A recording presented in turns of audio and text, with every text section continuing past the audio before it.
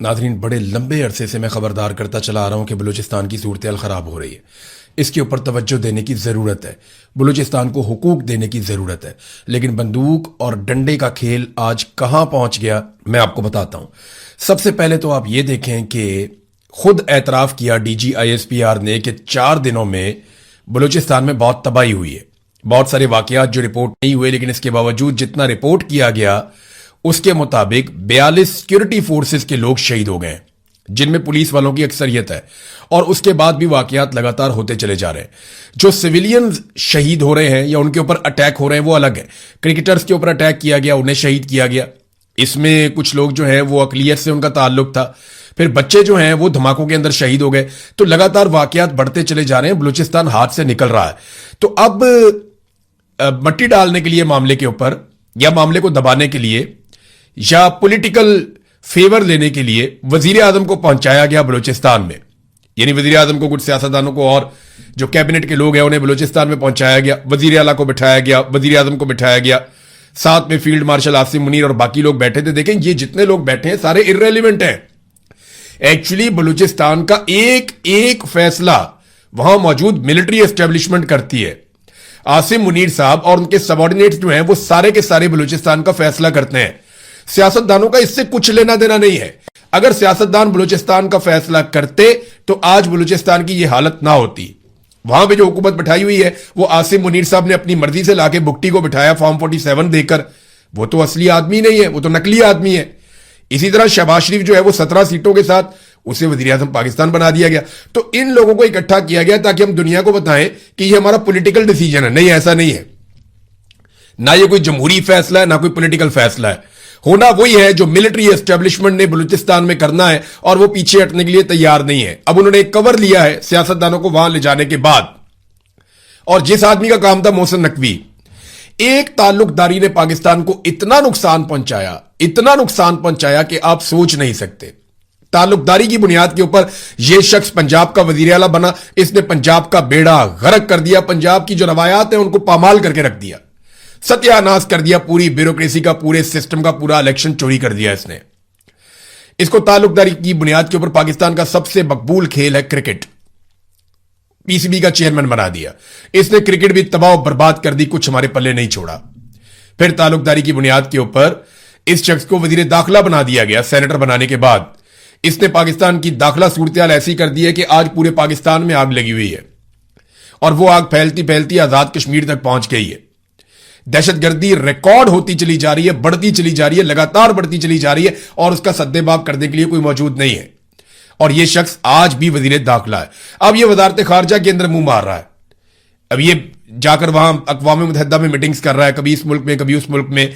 तो अब वजारत खारजा का भी बेड़ा गर्क होने लगा है। यह बात आप लिख कर रख लें कि ताल्लुकदारी की बुनियाद के ऊपर यह बंदा जिस महकमे के अंदर, जिस इदारे के अंदर, जिस शोबे के अंदर गया, उसका इसने बेड़ा गर्क कर दिया।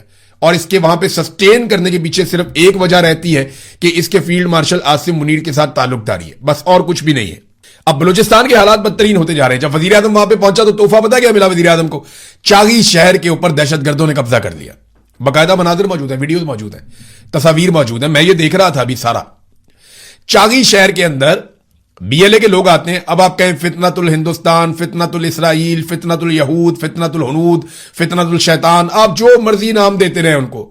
भाई BLA है वो शहर के अंदर आ गई, और उन्होंने आकर पूरे शहर पे कंट्रोल कर लिया। बैंक उनके कंट्रोल में चले गए, पुलिस उनके कंट्रोल में चली गई, सरकारी महकमे इदारे सारे उनके कंट्रोल में चले गए, और वो वहां पे दंदनाते रहे। थोड़ी देर के लिए नहीं, बहुत देर तक के लिए। और उन्होंने कंट्रोल कर लिया सारा का सारा चागी शहर। ये जरा देख लें आप हुआ क्या। सैकड़ों की तादाद में मुसल्लह अफराद ने चागी शहर में दाखिल होकर पूरे शहर को अपने कंट्रोल में ले लिया। सरकारी दफातर, बैंक, पुलिस थानों पर मुसल्लह अफराद ने कंट्रोल कर दिया। तहसील चागी में मुसल्लह अफराद का पुलिस थाने पर हमला भी हुआ। मुसल्लह अफराद ने पुलिस थाने को नजर आतिश कर दिया और एम्बुलेंस अपने साथ लेकर चले गए। थाने में मौजूद रिकॉर्ड और सरकारी गाड़ियों को भी नजर आतिश कर दिया गया। मुसल्लह अफराद की जानिब से मुख्तलिफ मकामात पर नाकाबंदी भी की गई और आने जाने वालों को चेक भी करते रहे, स्नैप चेकिंग। यह है नादरीन चागी की सूरत हाल। वजीर आजम को ले जाके कोयटा के एक बंद कमरे में बिठा दिया कि जनाब जो हमने गंद मारा है ना उसके ऊपर जरा आप सियासी लेपापोती कर दें।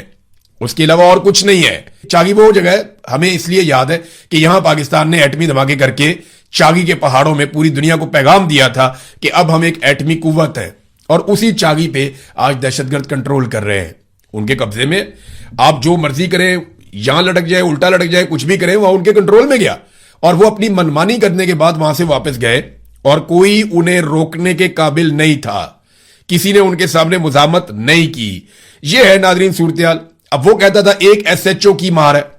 आसिम मुनीर साहब का जो ताल्लुकदार है मोहसिन नकवी, उनका अजीज है, वो कहता है जी एक एसएचओ की मार है। दहशतगर्द वजीर आजम भी आपने वहां पहुंचा दिया, आर्मी चीफ भी आपने वहां पहुंचा दिया, और आज ही के दिन में चागी शहर के ऊपर दहशतगर्द दंदनाते फिर रहे थे, उनका वहां पे कंट्रोल था। कितनी अफसोसनाक सूरत-ए-हाल है। सरदार अख्तर मेंगल साहब ने कुछ इंकशाफात किए। एक तो सरदार अख्तर मेंगल ने इस्तीफा दे दिया कौमी असम्बली की सीट से, और ना सिर्फ इस्तीफा दिया बल्कि अपनी सारी मुराहत और तनख्वाहें वापस की उन्होंने। ये कुछ 78,92,725 रुपए का चेक लिखकर उन्होंने हवाले किया वहां पे असेंबली में कि जनाब ये आप पैसा वापस ले लें, और मैं अब इस असेंबली का रुकन नहीं हूं। उन्होंने इनकार कर दिया। तो नाज़रीन हालात यहां तक पहुंच गए हैं। पहले अख्तर मेंगल साहब की आप बात सुने। अख्तर मेंगल साहब ने 2 स्टेटमेंट दिए, और दोनों स्टेटमेंट जो हैं वो बड़े खौफनाक हैं। एक तो उन्होंने इंकशाफ किया कि बलूचिस्तान के हर शहर में डेथ स्क्वाड बना दिए गए, जिनको बाकायदा सरकारी असलहा और बगैर नंबर प्लेट के गाड़ियां फराम की जाती हैं। इन गाड़ियों पर डेथ स्क्वाड पाकिस्तान का झंडा लगाकर कार्रवाइयां करते हैं। क्या असेंबली में इस डेथ स्क्वाड के बारे में आज तक किसी ने बात की है? ये अख्तर मेंगल साहब ने ऑल पार्टीज कॉन्फ्रेंस के अंदर ये भी खिताब किया था, ये भी बात की थी। इन्होंने एक वाकया सुनाया, मैंने वो वाकया सुना, मेरा दिल हिल गया। मैं बहुत परेशान हो गया था कि इस किस्म का जुल्म हुआ है बलूचिस्तान में। वक्त कम है, लेकिन इसके बावजूद ये वाकया आपको सुनना चाहिए, और जरूर सुनना चाहिए, क्योंकि इससे आपको पता चलेगा कि दहशतगर्द बनते कैसे हैं और उनकी तादाद बढ़ती कैसे है। अख्तर मेंगल साहब बताते हैं कि खोजदार का इलाका है जहरी, वहां पे सरदार नसीर हैं, वो बहुत बड़े सरदार हैं वहां के। उनके घर पे सिक्योरिटी फोर्सेज आती हैं। आने की वजह यह है कि करीब ही उनके ऊपर एक अटैक होता है, और वो वहां से चलते हुए सरदार साहब के घर तक आ जाते हैं। अब आप अंदाजा करें कि कैसा जुल्म है कि बाप को कहते हैं दहशतगर्द है, और उसे फौजी मारते हैं, उसका जवान बेटा जाके गिरबान पकड़ता है, उसको गोली मार के कत्ल कर देते हैं, और उसकी लाश उठा के ले जाते हैं, बाप को भी उठाकर ले जाते हैं। बाद में लाश इस शर्त के साथ वापस करते हैं कि तुम लोग लिख कर दो कि यह आदमी दहशतगर्द है जिसको हमने मारा। सरदार अख्तर जान मेंगल ने यह भी बताया कि लगभग 1 लाख नौजवान मुबैना तौर पे पहाड़ों पे चढ़ गए बलूचिस्तान में। इनके हाथों में कलम की बजाय हथियार आ गए। अब रियासत किस तरफ जाएगी? और यह रियासती फैसलों के नतीजे में हो रहा है, उनकी हरकतों के नतीजे में हो रहा है। हालात यहां तक पहुंच गए हैं कि जो पुलिस वाले शहीद हुए, 30 के करीब पुलिस वालों की लाशें आई हैं, और ये लाशें कैसी हैं जरा ये भी आप देख लीजिए। और ये जो मैं आपको बता रहा हूं ना कि लाशें जिस तरीके से बरामद हुई, जो कुछ उनके साथ किया गया, यहां मेरे पास से एक ऐसी इंफॉर्मेशन आई कि मैं खुद हिल गया कि ये क्या हुआ। यानी इन लाशों को उठाने के लिए भी सिक्योरिटी फोर्सेस नहीं गई। लोग बताते रहे सिक्योरिटी फोर्सेस को कि जनाब वहां पे लाशें पड़ी हुई हैं, जाकर वहां से लाशें उठा लें, लेकिन लाशें उठाने के लिए जाने के लिए कोई तैयार नहीं था। तो फिर लवाहिकीन ने क्या किया? अपनी मदद आपके तहत किराए पे गाड़ियां हासिल की, उन गाड़ियों को लेकर लवाहिकीन गए लाशें उठाने के लिए, और वहां से लाशें उठाकर लाके अस्पताल में रखी। अब अस्पताल के अंदर से लाशें लेने के लिए आ गए जनाब सिक्योरिटी फोर्सेस के लोग। यानी जहां पहाड़ों में लाशें पड़ी हुई थी, जो इतला आती है कि जनाब आपके जो पुलिस वाले अगवा कर लिए गए थे, जिन्हें मगवी बना लिया गया था, उनकी लाशें पहाड़ों में पड़ी हुई हैं, जाकर आप वो लाशें उठा लें। लेकिन लाशें उठाने के लिए कोई नहीं जा रहा था। अब 21 पुलिस एहलकारों की लाशें पहाड़ों से बरामद हुई। मजबूरी तौर पर कल से अब तक 30 पुलिस एहलकारों को जियारत में अगवा के बाद कत्ल कर दिया गया। उनकी लाशें पहाड़ों पर पड़ी हुई थी। यह बाकायदा इंफॉर्मेशन है, और सिक्योरिटी फोर्सेस जाके वो लाशें उठाने से कतरा रही थी। लोगों ने अपनी मदद आपके तहत गाड़ियां ली, मजदूर लिए, और जाकर लाशें उठाकर लाए।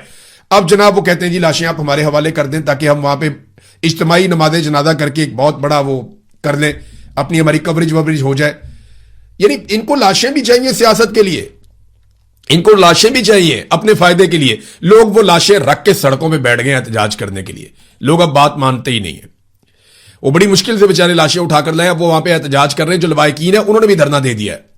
जो पुलिस वालों के लवाहिकीन है, जो पुलिस वाले लड़ते हुए शहीद हुए, उनका मुतालबा सादा सा है। उन्होंने कहा यार हमारे साथ नहीं मिलके लड़ना, ना मिलके लड़ो, हमें हथियार तो दे दो, हमें वसाइल तो दे दो, हमें कम से कम इख्तियार तो दे दो कि हम खुद लड़ पाए। वो कह रहे हैं जी हमारे हथियार खत्म हो रहे हैं, हम शानदार मुकाबला कर रहे हैं, हम इनसे लड़ रहे हैं, 5 घंटे हो गए हैं और हथियार नहीं पहुंच रहे, उन तक ताजा कुमक नहीं पहुंच रही। चले फौज उनकी मदद के लिए नहीं आई, एफसी उनकी मदद के लिए अगर नहीं आई मौके पे, तो कम से कम उन्हें हथियार तो पहुंचाए जा सकते थे। लेकिन क्या करें, हथियार तो प्राइवेट मलेशियाज के पास है, हथियार तो उन जत्थों के पास है जिनके जरिए से स्मगलिंग की जाती है, उन जत्थों के पास है जिनके जरिए से बाकायदा मंशियात का कारोबार किया जाता है। बलूचिस्तान तो पैसा कमाने की मशीन है, अंधाधुंध बलूचिस्तान में पैसा बनाया जा रहा है, ऊपर से लेकर नीचे तक सब पैसा बना रहे हैं बलूचिस्तान में।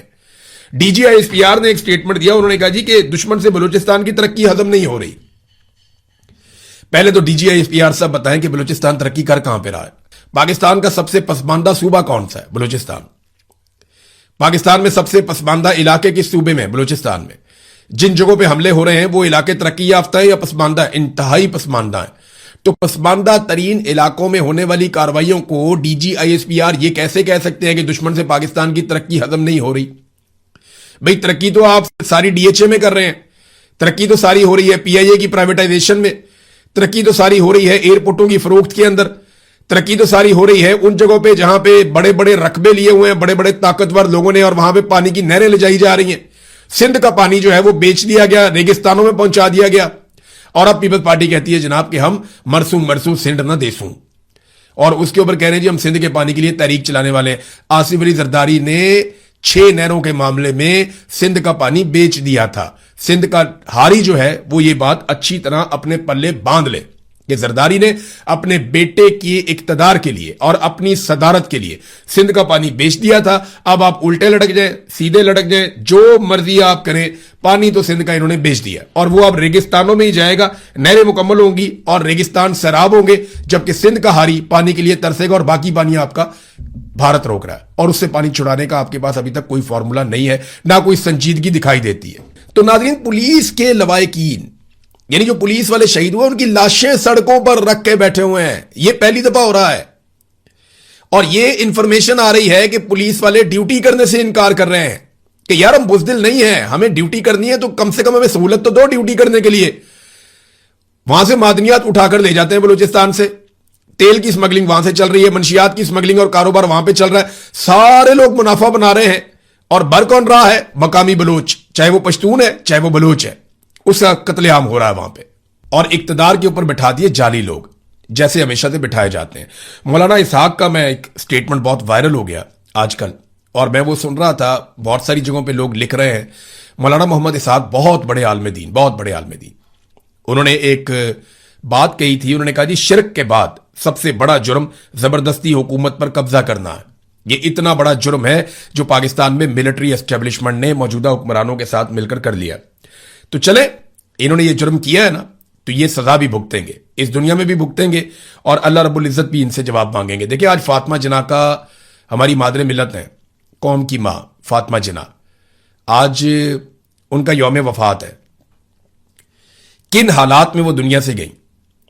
बहुत से लोग कहते हैं कि उन्हें कत्ल कर दिया गया, उन्हें टॉर्चर किया गया था।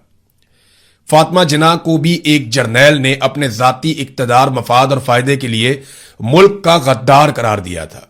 जनरल अयूब ने कहा था कि फातिमा जिन्ना पाकिस्तान की गद्दार है।